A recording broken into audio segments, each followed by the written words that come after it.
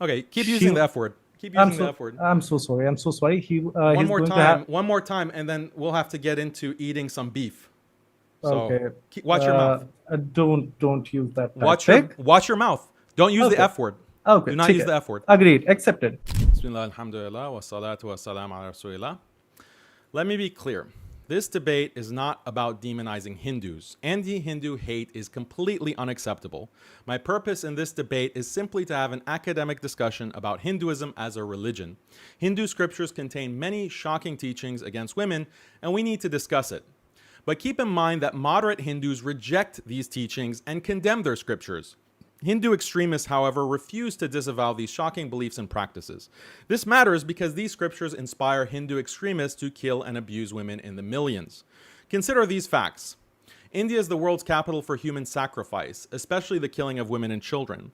In the past decade alone, Hindus have committed over 100 ritualistic human sacrifices. Human ritual sacrifice is called Purushameda, and it is taught in many Hindu scriptures. India is also, sadly, the gang rape capital of the world. Earlier this year, a female Brazilian travel blogger went viral describing how she has traveled to countries all over the world, but it was only in India where she was brutally gang raped by 8 Indian men. Now, you might say that rape happens in all countries of the world, but what's unique about India is that Hinduism teaches that their highest gods engage in rape and gang rape. These teachings clearly influence some Hindus, but don't take my word for it. Studies confirm that a large percentage of the Indian population justifies the legitimacy of rape by appealing to the behaviors of their Hindu gods. The UN reports that in India, females are twice as likely as males to die before reaching the age of 5. That is a horrifying statistic. What contributes to it the most is sex-selective abortions and female infanticide. Using ultrasounds, expecting families can determine the sex of their unborn children. But in India, there's a genocide of female children being aborted in the womb. The BBC reports that between the year 2000 and 2010, 8 million female children were murdered in the womb for the crime of being girls. Indian activists also mention harrowing incidents of infanticide, where Hindu mothers are encouraged to nourish their infant sons with breast milk but kill their infant daughters by feeding them salt. Unlike Hinduism, Islam explicitly condemns the practice of female infanticide in the Quran. Prior to Islam, the polytheistic Arabs would bury their infant daughters along with eradicating polytheism in Arabia. Islam also eradicated this evil polytheistic practice. There's a deep connection, unfortunately, between polytheism and killing little girls, which is why the practice thrives, unfortunately, in India. Before going further, let's outline the history of Hinduism. Hinduism began to emerge in northern India around 1500 BCE. Traditional Hinduism is based largely on Sanskrit scriptures. The oldest and most important scriptures are known as the Vedas, or Shruti texts. It's believed that the Vedas are based on supernatural knowledge revealed to ancient Hindu sages known as rishis. The Vedas are a giant compilation of many different texts revealed to many different sages over a long period of time.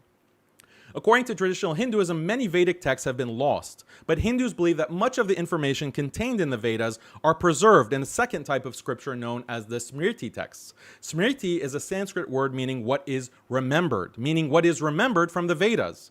There are many thousands of pages of Smriti texts. Some Smriti texts contain stories about the gods and other important Hindu figures. Others lay down Hindu laws and norms. For centuries, Hindus revered these scriptures, but by the 18th century, the British took over India, and immediately they were disgusted by Hinduism and condemned it as a vile and barbaric religion. The British blasted Hinduism for having non-scientific and immoral beliefs like belief in astrology, belief that the earth sits atop 4 elephants standing on the back of a turtle, belief in demon-like gods who demand human sacrifice, gods who rape their worshippers, and belief that people who were reincarnated as frogs and mosquitoes. The British also argued that Hinduism was full of immoral practices that violated liberal human rights and common decency. Practices like the caste system, slavery, ritual sex with dead horses, cannibalism, burning widows, and prostituting children in temples. In reaction to the British challenge, many Hindus abandoned their religion. Other Hindus tried to defend their religion, but they didn't do this by doubling down on traditional Hinduism. Instead, they took the route of throwing most of traditional Hinduism in the trash. By doing this, they created a radical new understanding of Hinduism designed to satisfy white British sensibilities. This British-approved understanding of Hinduism is called Neoh Hinduism.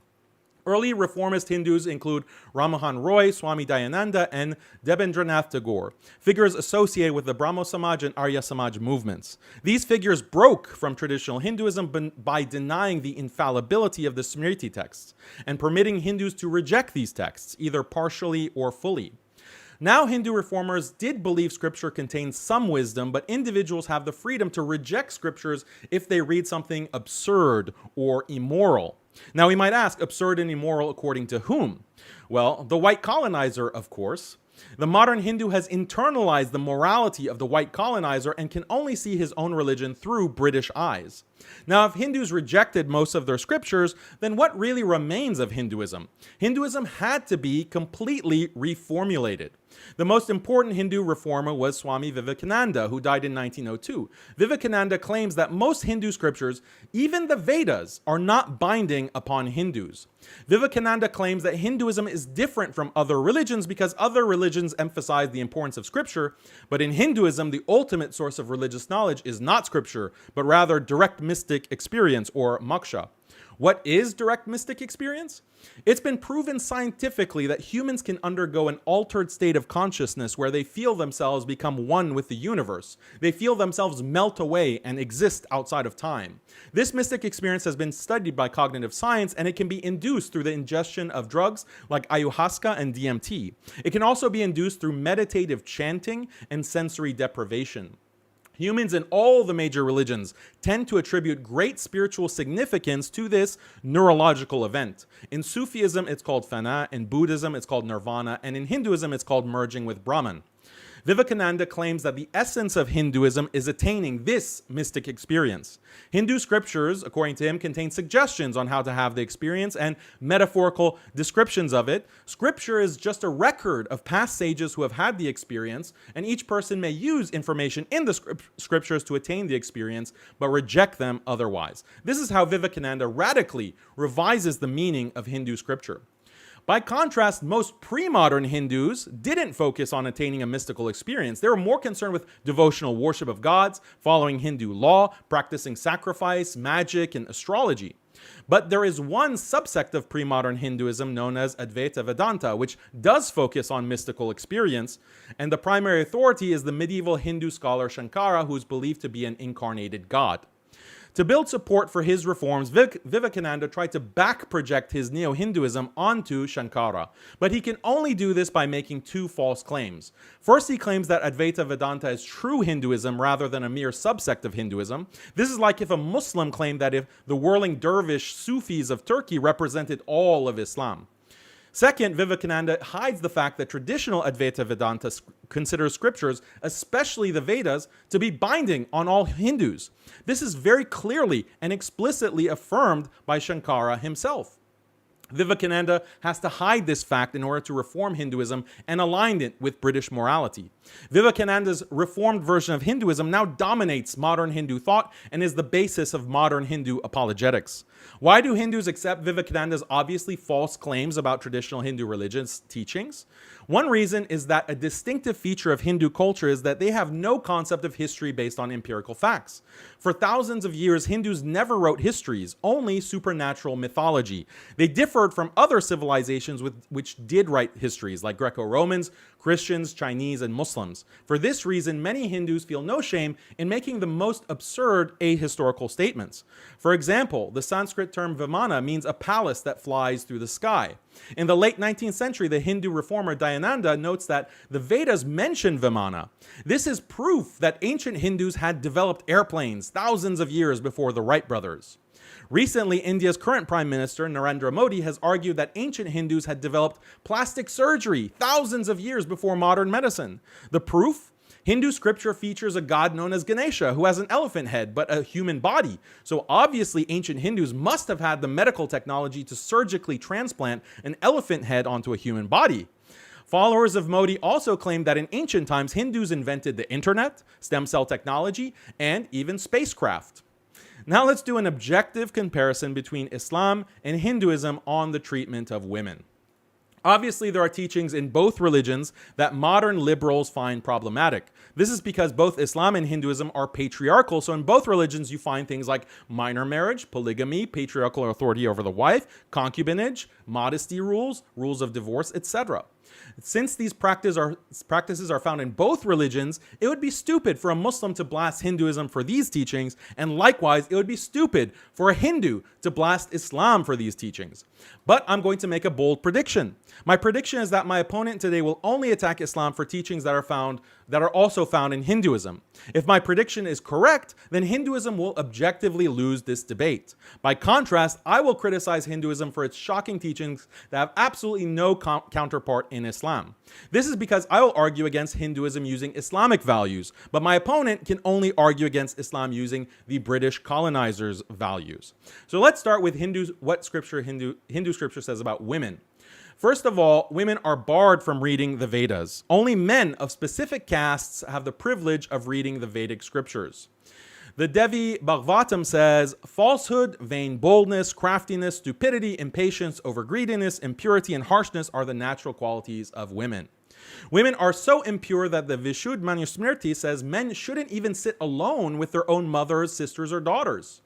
Hindu wives are so degraded that texts like the Skanda Purana advise wives to worship their husbands as gods, to wash their husbands' feet, and then drink the bathwater.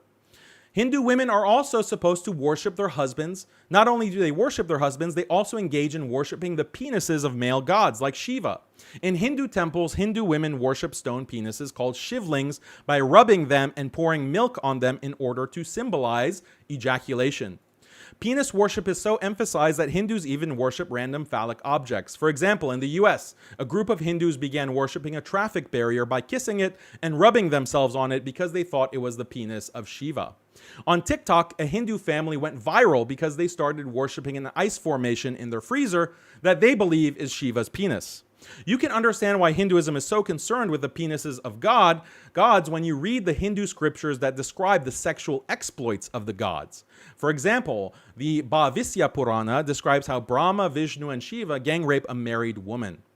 Skanda Purana describes how Brahma attempted to rape his own daughter. In the Mahabharata, Indra rapes the wife of another sage. Again, in the Skanda Purana, Vishnu disguises himself as a woman's husband in order to rape her. Hindu apologists might claim that these stories are only allegorical, but allegories still have an impact on followers. If a person believes in sacred allegories about gods engaged in rape, that will affect his stance on the acceptability of rape. Now let's talk about shocking Hindu rituals. There is the Ashvamedha. This is the fertility ritual described in Shatapatha Brahmana, where a horse is suffocated to death and then the dead horse's penis is placed into the genitals of the queen. I've already mentioned human sacrifice, which is called Purushamedha. Human sacrifice is found in the Shatapatha Brahmana, Yajurveda, and Mahabharata. Another shocking Hindu practice is Devadasi. A Devadasi performs religious dances in the temple and also has sex with people to get money for the temple. This is sacred prostitution, and Hinduism doesn't place an age limit for prostitutes, so even child prostitution is permitted. When the British first came to India, they were shocked to find Hindu temples full of little girl prostitutes. Everyone knows sati or widow burning. Hindu scriptures encourage a widow to throw herself on her deceased husband's funeral pyre and burn herself to death. Hindu apologists quickly point out that widows are not forced to do sati, they freely choose to do it. But what they conveniently forget to mention is that Hinduism generally prohibits widows from remarrying after their husband's death. So rather than living the rest of their lives in forced celibacy, some Hindu women choose burning to death. Given all these repulsive teachings, how do Hindu apologists respond? What's funny is that Hindus online are constantly attacking Muslims for the non-liberal teachings within the Quran.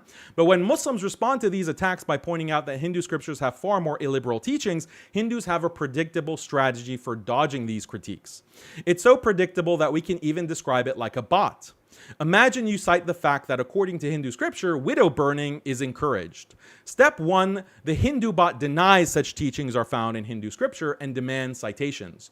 So you provide the citation, then Hindu bot goes to step 2 and claims the citation is invalid because it's been mistranslated by non-Hindus. So you provide a translation from a Hindu translator until it's undeniable that that Smriti text is real. But that doesn't stop the Hindu bot. He moves to step 3 and says he doesn't accept Smriti texts. He only accepts Vedas.